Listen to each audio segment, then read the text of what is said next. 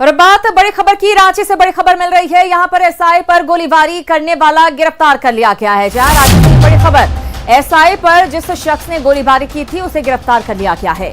इमरोज अंसारी और तौकीद मलिक को गिरफ्तार किया गया है। इस मामले में हम आपको बता दें कि एसआई सुबोध चंद्र लकड़ा पर इन लोगों ने फायरिंग की थी। चुटिया थाना के एसआई पर फायरिंग इन्होंने की थी। 30 से अधिक चेन स्नैचिंग का आरोप, लोडेड पिस्टल, मैगजीन के साथ कई राउंड कारतूस भी बरामद किया गया है। घटना में इस्तेमाल स्कूटी और 2 मोबाइल भी बरामद किए गए हैं। हम आपको बता दें कि झपटमारी की गए जेवरात भी बरामद किए गए हैं। रांची समेत गुमला और लोहरदगा में भी ये लोग सक्रिय थे। तो एसआई पर जिन्होंने फायरिंग की थी उन दोनों लोगों को गिरफ्तार कर लिया गया है और इनके पास से हथियार के साथ साथ कारतूस भी बरामद किया गया है।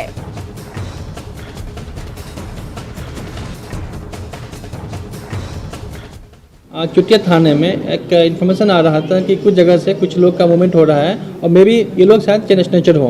तो उसी में रेकी करने के लिए जो थाने के पीएसआई हैं सुभाष चंद्र लकड़ा द्वारा वहाँ पे एक स्पॉट पे उन लोगों को रेकी किया जा रहा था। रेकी के परिप्रेक्ष्य में उन्होंने पहचान लिया, इसको हाथ से रोकने का इशारा किया और जो स्नैचर थे उनके इशारे की अवहेलना करते हुए भागना शुरू किया। अदम्य साहस और वीरता दिखाते हुए सुभाष चंद्र लकड़ा ने उनमें से दोनों को पकड़ लिया और उसमें से जो एक दूसरा जो था साथी उसका वो भागते हुए इस पे जानलेवा हमला किया, जिसके पिस्टल से उनको गोली लग गई और वो अभी इंजर्ड हैं बट सेफ हैं।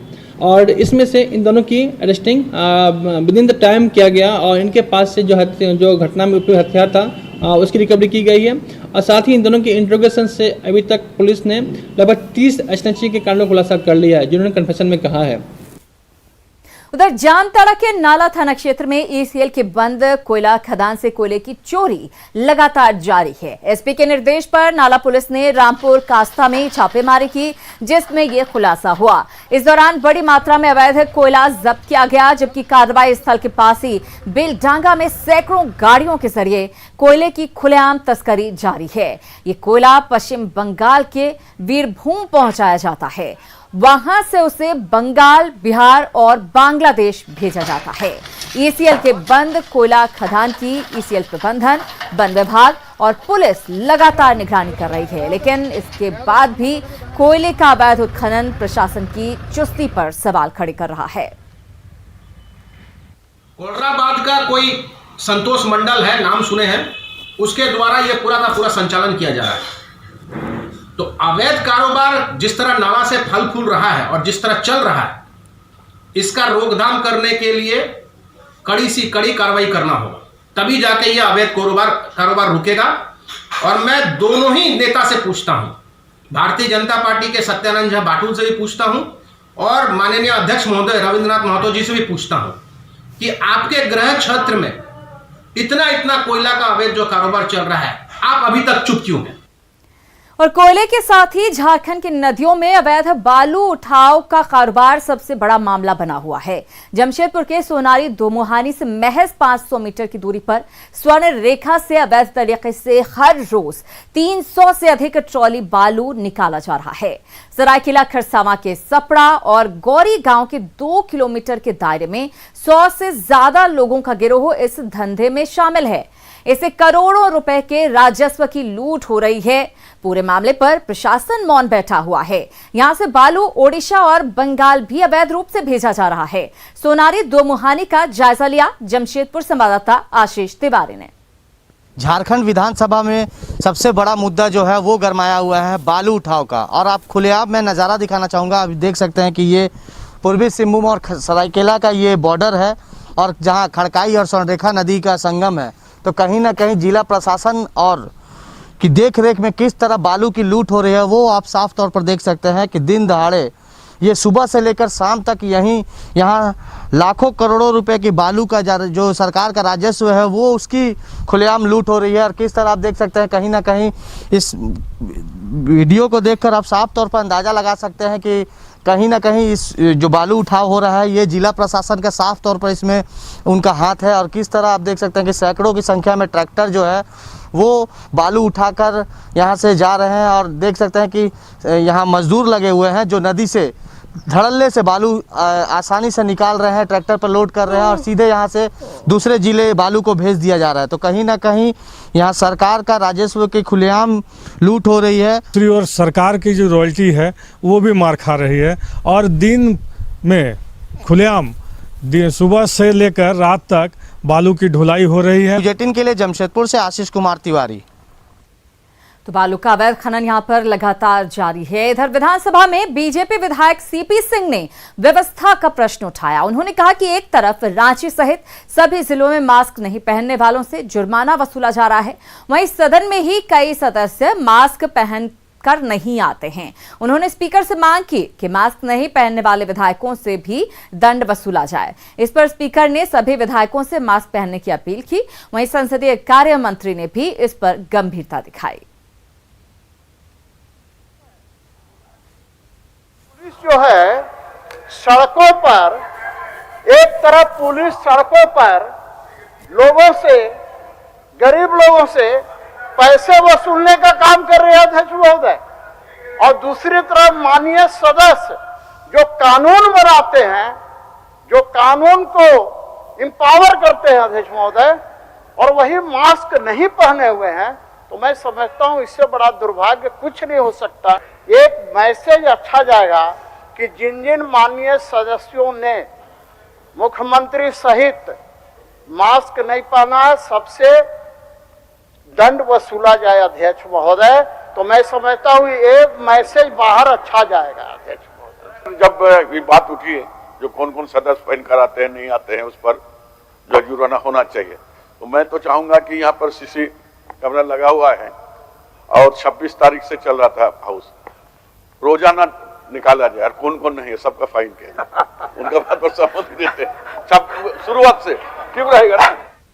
और खबर साहिबगंज से, जहां मिर्जा चौकी में NH 80 पर चिप्स लदे ट्रकों की कतार से सामान्य गाड़ियों के आवागमन पर असर पड़ रहा है। पत्थर व्यवसायियों ने प्रशासन पर कागजों की जांच में सुस्ती का आरोप लगाया है। इधर प्रशासन भी माइनिंग चालान की जांच को लेकर सख्त है। पूरे मामले की ज्यादा जानकारी दे रहे हैं संवाददाता निशांत। प्रशासन की लगातार दबाव के बाद अब बिहार झारखंड चेक नाका पर ट्रकों की लगातार जांच की जा रही है। खनन का अवैध खनन और अवैध परिवहन पर जिला प्रशासन की ओर से सख्ती बरती जा रही है और सीसीटीवी चेक नाका पर लगाया गया है, जिसकी स्थिति ये है कि जिसके कारण ट्रकों की लंबी कतार लगी हुई है। आप हम दिखाना चाहेंगे, ये देखिए ट्रकों की लंबी कतार है, वो पूरी तरीके से आवागमन को बाधित कर रहा है। ये ट्रकों की लंबी कतार, ये चिप्स लोडेड ट्रक है जो काफ़ी दूर तक लंबा लाइन है ट्रकों का।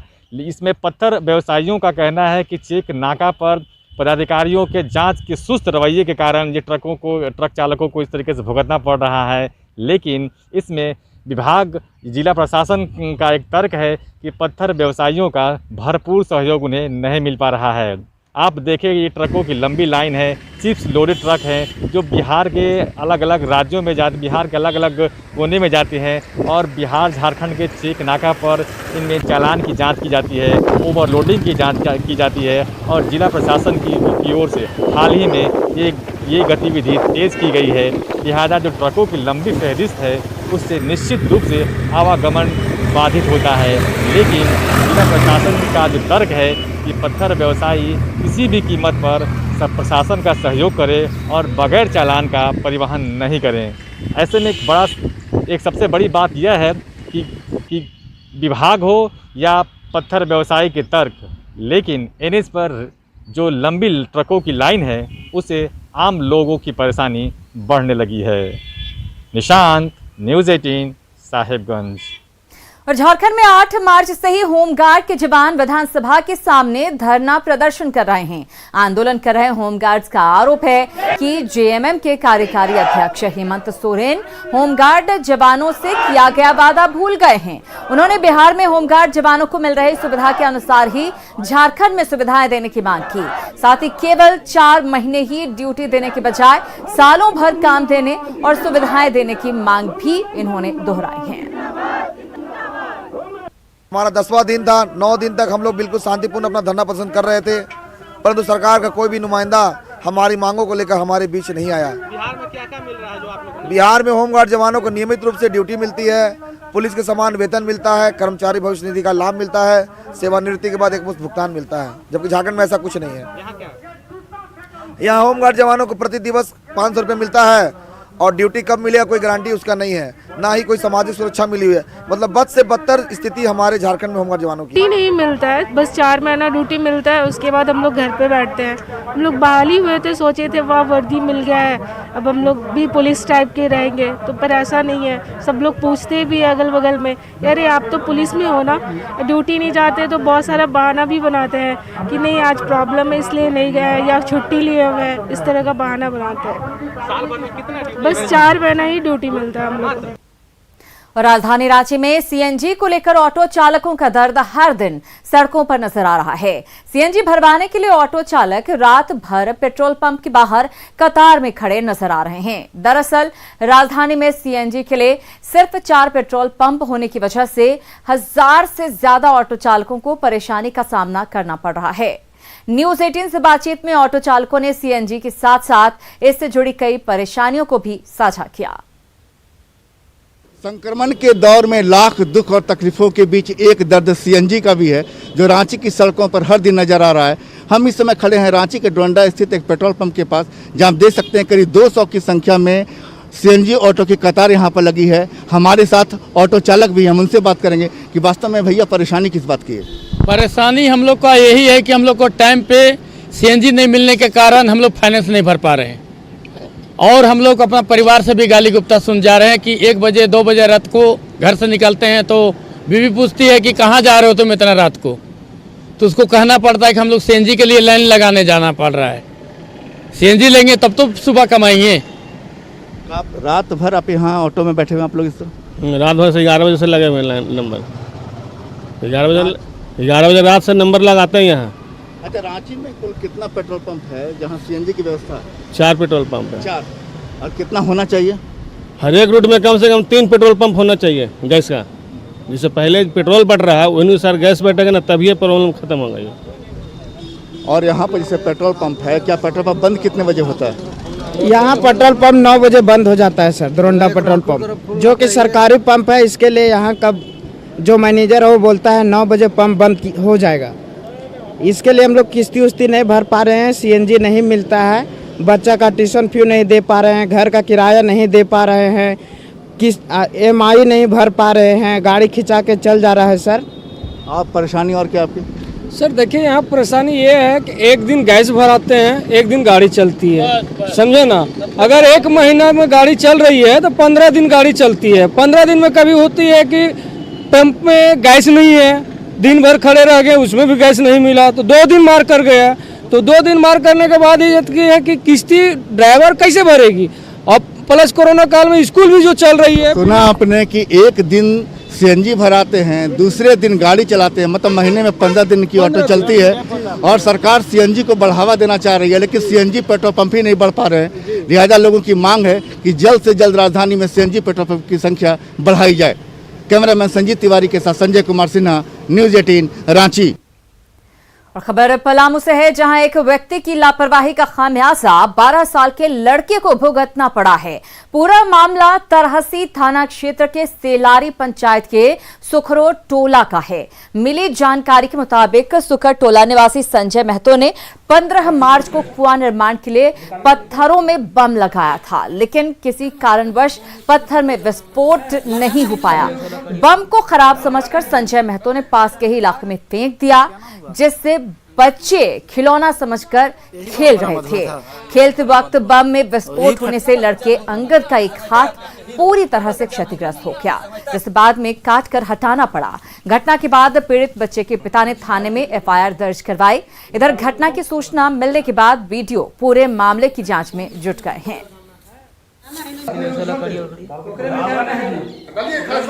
नाम है विनोद भैया, बुला करके दिए, कहीं तो इसका चार्ज लगा, बैटरी है, चार्ज होगा, पोल भरेगा इससे, और वही दिया। हम देने के बाद ऐसे कि वो ब्लास्ट कर दिया। जो एक बच्चा का हाथ जो है घायल अवस्था में हमको सूचना मिला, उसी के संदर्भ में जो है मनरेगा से जो संचालित हो रही कूप है जी, उसी को देखने के लिए हम आए हुए थे जी।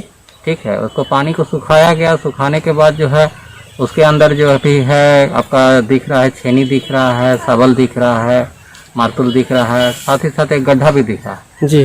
ठीक है, तो उसके लिए जेई को हम ये किए हैं, वो अपना देख लेगा और उसके अनुसार से रिपोर्ट करेगा हमको। और सीधे अब रुख कर लेते हैं झारखंड विधानसभा का, जहां पर इस वक्त राज्य के मुख्यमंत्री हेमंत सोरेन बोल रहे हैं। हमारे यहाँ के लोग आंदोलनरत रहे हैं अध्यक्ष महोदय, और हमें इस पर गर्व है अध्यक्ष महोदय, क्योंकि जो आंदोलन था अध्यक्ष महोदय, यहाँ के जल, जंगल, जमीन, यहाँ के आदिवासी, दलित, पिछड़े अल्पसंख्यकों का अधिकार के लिए था अध्यक्ष महोदय। शिक्षा, स्वास्थ्य, आवास के लिए यह आंदोलन था अध्यक्ष महोदय। यहाँ की भाषा संस्कृति के लिए आंदोलन था अध्यक्ष महोदय। अध्यक्ष महोदय, राज गठन हुए 20 साल से अब अधिक होने जा रहा है, अब ये 21वां साल है, और इस दौरान कई सरकारें आई, कई सरकारें चली गईं। सभी लोगों ने अपने अपने तरीके से इस राज्य को दिशा देने का काम किया अध्यक्ष महोदय, और ऐसे नहीं है कि कुछ हम लोग आगे नहीं बढ़े। थोड़ी बहुत सफर हम सभी लोगों ने राज्य को खींचने का थोड़ा बहुत जो प्रयास किया है, लेकिन उस प्रयास के अनुसार अगर हम देश के विकास के सूचकांक को देखें तो राष्ट्रीय औसत सूचकांक से भी हम बहुत पीछे हैं अध्यक्ष महोदय।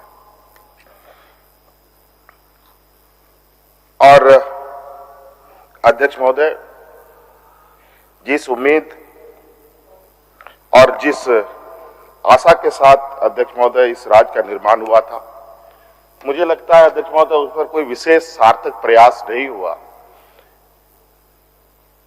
और शायद इसीलिए आज हम राष्ट्रीय औसत से कई गुना पीछे है अध्यक्ष महोदय। और अभी के हालात ये है अध्यक्ष महोदय, और यही रफ्तार में अगर हम आगे बढ़ते रहे, जो आज के राष्ट्रीय सूचकांक के बराबर आने के लिए हमें लगभग अध्यक्ष महोदय 14-15 साल और लग जाएंगे, और 14-15 साल के बाद देश का क्या स्थिति रहेगा अध्यक्ष महोदय, ये आप ही बता सकते हैं अध्यक्ष महोदय, आप अंदाजा भी लगा सकते हैं अध्यक्ष महोदय। तो हमें कितनी रफ्तार से काम करनी होगी, किस दिशा में जाना होगा, कैसे योजनाओं का चयन करना होगा अध्यक्ष महोदय, ये एक बहुत बड़ी चुनौती है अध्यक्ष महोदय। आज अध्यक्ष महोदय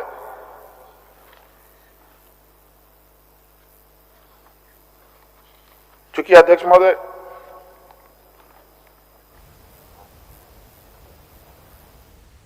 तो झारखंड विधानसभा का बजट सत्र चल रहा है और इस दौरान मुख्यमंत्री हेमंत सोरेन बोल रहे हैं। चलिए इसी के साथ जोहर झारखंड में फिलहाल इतना ही, लेकिन न्यूज़ 18 बिहार झारखंड पर खबरों का सिलसिला लगातार जारी है।